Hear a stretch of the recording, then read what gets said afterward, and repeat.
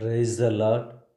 ప్రభువైన యేసు క్రీస్తు నామములో మీ అందరికీ ఉదయకాలపు శుభాలు తెలియజేయుచున్నాను.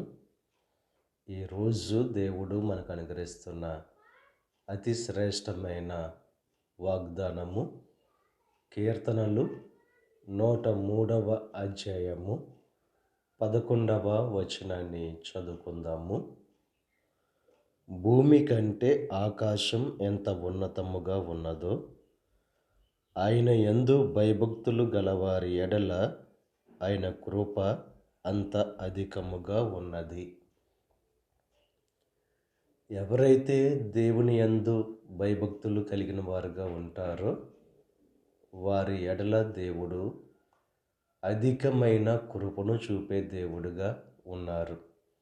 భూమి కంటే ఆకాశం ఎంత ఉన్నతముగా ఉన్నదో అంతకంటే అధికమైన ప్రేమ దేవుడు చూపేవారుగా ఉన్నారు.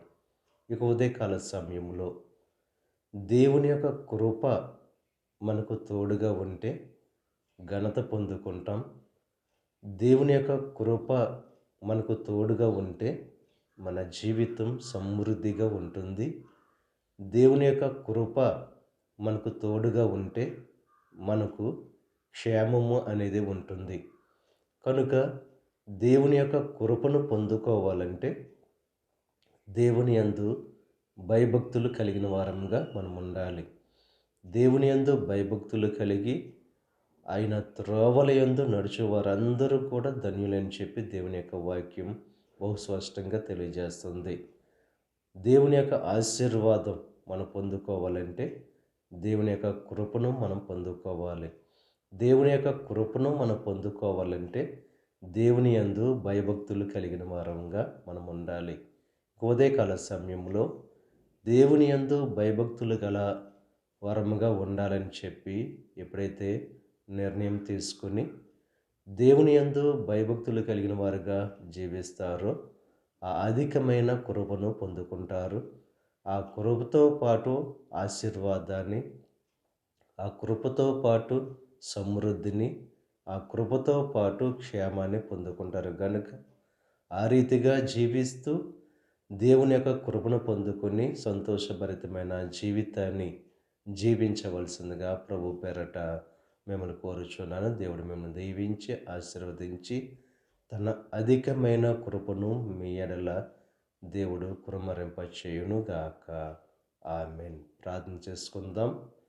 పరిశుద్ధుడా, మహోన్నతుడా, సర్వశక్తిమంతుడైన యేసయ్య, ఈ ఉదయకాల సమయంలో నువ్వు అనుగ్రహించిన అతి శ్రేష్టమైన వాగ్దానాన్ని బట్టి నీకు స్తుతులు చెల్లిస్తున్నాం.